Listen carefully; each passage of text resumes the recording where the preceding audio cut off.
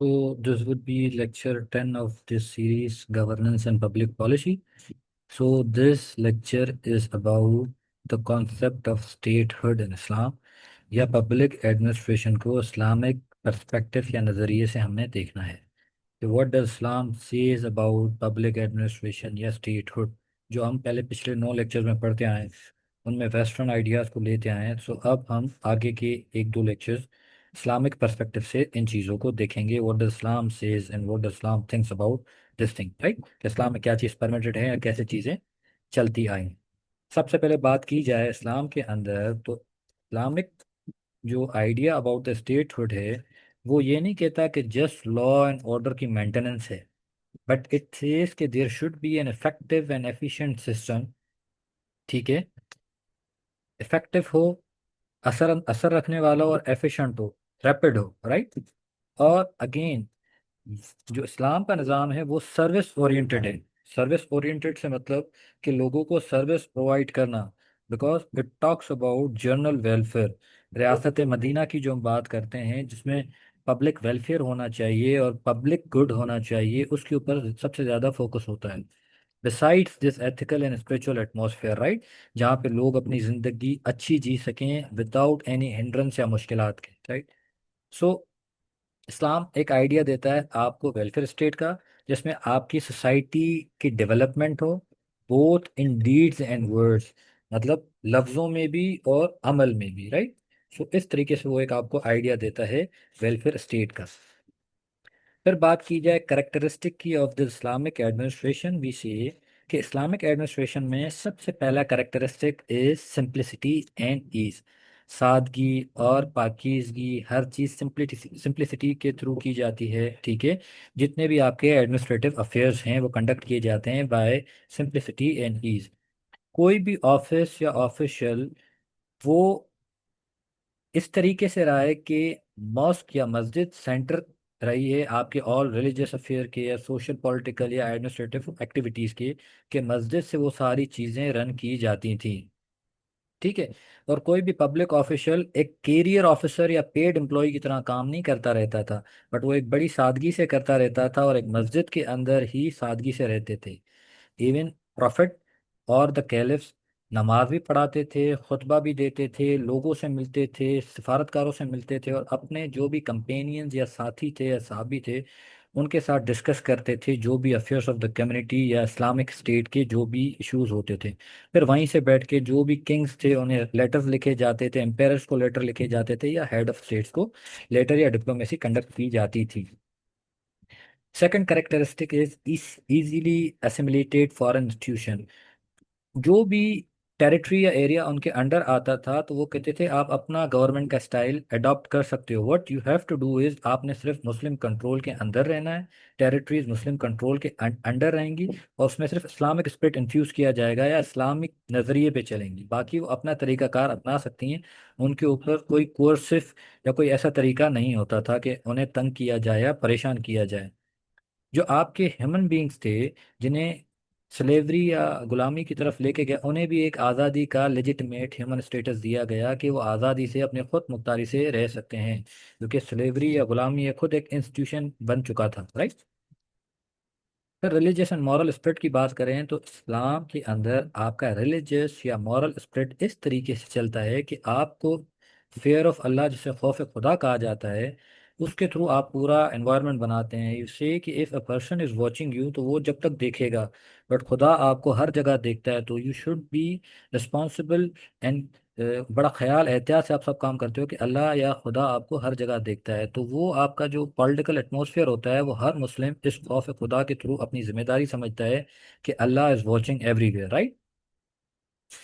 फिर इज्तिहाद का आपको अलाउ किया जाता है। व्हाट इज इज्तिहाद, I tell you what is इज्तिहाद। इज्तिहाद एक रीजनिंग होती है कि आप सोच विचार करके, कंसल्ट करके, कंसर्न से, मशवरे से आप किसी भी मसले का हल निकाल सकते हो जो आपको लगे कि आपको कुरान की आयतों में या सुन्ना में आपको इन केस नहीं मिल रहा। लेट इफ यू सी के मॉडर्न ज़माना है और आपको कोई मसले का हल नहीं मिल रहा, तो इस्लाम आपको अलाउ करता है कि आप लीगल इज्तिहाद करो, बट उस इज्तिहाद की भी कुछ लिमिट्स होती हैं। ठीक है, आपको इज्तिहाद से रोका नहीं जाता, आपको ये नहीं कहा जाता कि यू कैन नॉट डू इज्तिहाद। तो बस ये होना चाहिए कि वो आपका इज्तिहाद आपके प्रिंसिपल्स ऑफ शरिया से कॉन्ट्रोडिक्ट ना करे, ठीक है। इस्लाम की बाउंड्रीज हैं, उनको कॉन्ट्रोडिक्ट या उनके अगेंस्ट ना जाए, ठीक। सो ये उसमें होता है कि इज्तिहाद आप तब करते हैं जब आपको लगता है कि Quranic verses are limited, right.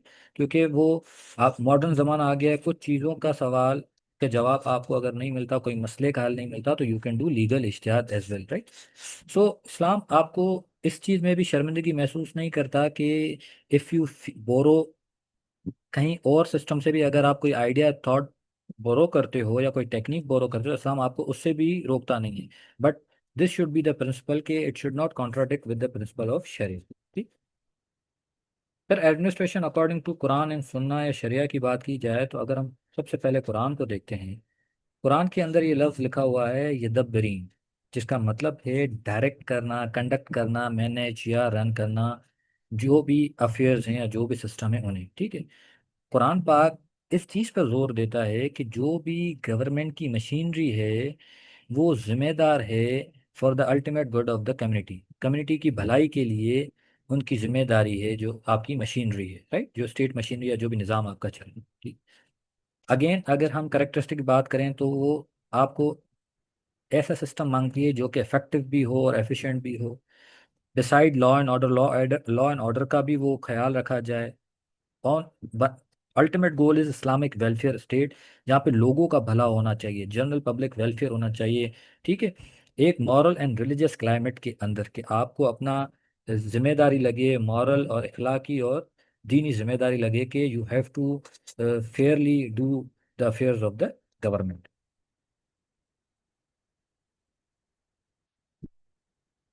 फिर ये जो आपके जो भी एडमिनिस्ट्रेटिव मशीनरी है वो जो भी मसले हल करेगी, उन मसलों के अंदर आपकी इनहेरिटेंस जायदाद के मसले, डिस्ट्रीब्यूशन ऑफ वेल्थ के इश्यूज, मेंटेनेंस ऑफ ज़कात या ऑर्गेनाइजेशन ऑफ बेतुल माल, जो भी आपकी एडमिनिस्ट्रेशन है वो कैसे होगी अंडर द इस्लामिक शरिया। और शरिया को आप एक कॉम्प्रिहेंसिव कोड ऑफ लाइफ कहते हो। शरिया में क्या आता है? शरिया जो इस्लाम की है that is the constitution of या रूल ऑफ इस्लाम। उसमें फिर आपके पास primary sources and the secondary sources. Primary sources में आपके पास आता है कुरान एंड सुन्ना, ठीक है।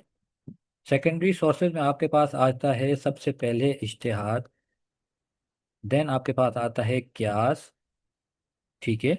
इज्तिहाद और क्यास, और ये आपके पास primary and secondary sources of शरिया कहलाती हैं। और थर्ड इज इजमा, ठीक है। तो ये आपके primary and secondary sources of शरिया हैं जिनके ऊपर आपकी इस्लामिक शरिया स्टैंड करती है।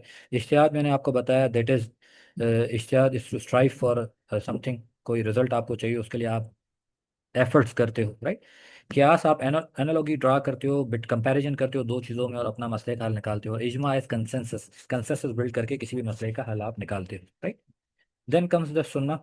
सुन्ना की बात की जाए तो नबी पाक का जो वे ऑफ लाइफ था, उनके जो एक्ट्स थे, उनके अप्रूवल्स थे, या जो उनका तरीकाकार था, उनसे हम लेते हैं रहनुमाई के how the system has work. तो नबी पाक के टाइम में जो सिस्टम था एडमिनिस्ट्रेशन का, वो भी एक स्पिरिचुअल एंड एथिकल इखलाकी उस पे था।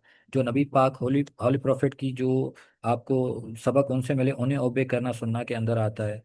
नबी पाक ने जो खुद परफॉर्म किए हैं फंक्शंस, उन्होंने कानून दिया like the charter of Medina, खुद एज अ रिलीजियस लीडर रहे, एज अ मिलिट्री कमांडर रहे, एज अ चीफ जस्टिस रहे, civil head of the state, सब के सब एक साथ रहे। तो हमें पता लगता है कि उनकी सुन्ना में हमारे पास बहुत सारे सबक हैं।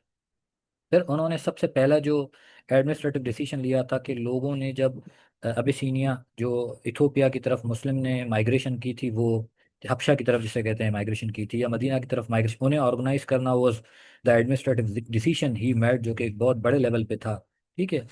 नबी पाक क्या करते थे, अपने जो सहाबा थे, कंपेनियंस थे, उनके साथ मशवरा करते थे, ठीक है। कंपेनियंस की शूरा बनी होती थी, शूरा जो कि कंपेनियंस की बनी होती थी लाइक द पार्लियामेंट जहाँ पे लोग सारे बैठते थे। दिस शूरा use to be based on when they embraced Islam, के जो शूरा के लोग थे कि उन्होंने इस्लाम कब कब कबूल किया और उनकी सर्विसेज क्या हैं टुवर्ड्स इस्लाम, ठीक है, उसकी बेस पे वो शूरा बनाते थे। फिर इस्लाम के प्रोविंसेस बना दिए, जो इस्लामिक एम्पायर के प्रोविंसेस बना दिए, और हर प्रोविंस के ऊपर गवर्नर बिठा दिए थे। फिर जो पब्लिक सर्वेंट्स थे वो तीन कैटेगरीज में डिवाइड थे हॉली प्रॉफिट के अंदर। गवर्नर्स को वली कहा जाता था और टैक्स कलेक्टर आमिल होते थे और काजीज वर द जजेस। ठीक है, आपकी जुडिशरी भी होती थी, इकोनॉमिक्स भी थे और पॉलिटिकल लीडर भी थे, राइट। थर्ड कम्स द शरिया। अगेन शरिया इस सबको पास करती है। तो शरिया आपको एक रास्ता दिखाती है, एनलाइटेंड पाथ दिखाती है, जो कि आप प्रिंसिपल ऑफ गवर्नमेंट अफेयर्स को रन करने के लिए एक अच्छी अखलाकी और बेहतरीन मॉरल वैल्यूज के ऊपर एडमिनिस्ट्रेशन को इस्टेब्लिश करना, राइट। फिर बात आ जाता है कि फिलोसफी ऑफ इस्लामिक एडमिनिस्ट्रेशन आपको तकवा, परहेजगारी, इंसाफ, बराबरी, समाजी बराबरी की वैल्यूज देती है, एक जनरल प्रिंसिपल देती है। बाकी एक मुस्लिम बंदे के ऊपर या इंसान के ऊपर छोड़ देती है, because of the fear of God, कि वो इन चीज़ों को देख के खौफ खुदा रखे निज़ाम को सही तरीके से चलाएगा। शरिया की बात की जाए तो शरिया डिवाइन है, खुदा की तरफ से दी गई है और इंडिपेंडेंट ओपन है, लाइक इज्तिहाद और इन चीज़ की भी वैल्यूज मिलती है, इजमा क्यास की भी, ठीक। शरिया की बात की जाए तो इस्लामिक शरिया एक कॉम्प्रिहेंसिव है, जो भी एडमिनिस्ट्रेटिव अफेयर्स हैं उनको डील करने के लिए, और इंसान को, इंडिविजुअल को एक अपॉर्चुनिटी देती है कि वो पब्लिक इंटरेस्ट की रिस्पेक्ट करे और विदाउट एनी डाउट या हिंड्रेंस अपने एडमिनिस्ट्रेटिव एफर्ट्स को आवाम की भलाई या फलाह के लिए यूज़ करे, ठीक है। अगेन वी से कि इंडिपेंडेंट वर्किंग एडमिनिस्ट्रेटर की बात की जाती है, जो कि विदाउट एनी प्रेशर या कोर्शन काम करे, based on the values of this property, piety, justice, equality and social equality, by the virtue के अल्लाह देख रहा है, द फेयर ऑफ गॉड। क्योंकि फ्री मैन होता है who behaves according to own ideology या कंसाइंस, तो वो अपना फेथ जो है वो ईमान की वॉच उसके ऊपर होती है, राइट। शरिया क्या करती है? शरिया बुरे को अच्छे से अलग करती है, अच्छा बुरा का फर्क बताती है, मॉरल इमोरल का फर्क बताती है, एथिकल अनएथिकल का फर्क बताती है। अब रूलर जो होता है इस्लामिक स्टेट में, उसको क्या करना चाहिए? इस्लाम कहता है कि रूलर खुद भी नमाज पढ़े, इबादत करे, गरीबों को ड्यूज दे, उनके जो हक दे, अच्छे की हिदायत करे, बुरे से रोके, अपने आवाम को प्यार करे, उसके दरवाजे जो हैं खुले होने चाहिए, कि जो रॉन्ग जो उन्हें रॉन्ग कहा जाए, राइट को राइट कहा जाए, इंसाफ करे, रिलीजियस ड्यूटी अपनी परफॉर्म करे, अपने जो एड्स या लोग होंगे साथी वो पायस, ट्रस्टफुल और सिंसियर लोग होने चाहिए। वही जो हमने शूरा की बात की थी कि उनकी सर्विसेज क्या हैं और कब उन्होंने इस्लाम एक्सेप्ट किया, और उनकी तकवा वगैरह, इन सारी चीज़ों को एक स्ट्रिक्ट आई होनी चाहिए, कंट्रोल होना चाहिए ऑन द सिस्टम, राइट। और ऐसा निज़ाम बनाए कि जहाँ पे लोगों को इंसाफ मिले, बिकॉज सेज के द सिस्टम ऑफ, कोई भी सिस्टम होता है वो इनजस्टिस पे काम नहीं कर सकता, ना ही थ्राइव कर सकता है। अपनी कम्युनिटी को नज़र करे, जो भी उसके एम्पायर के अंडर आते हैं उनका ख्याल करे, और अपने लोगों को गवर्न करे अकॉर्डिंग टू द कुरान, सुन्ना and general rules of equity and justice, right. So what we talk के, ये this is the system of the public administration जो हमें इस्लाम देता है या सिखाता है।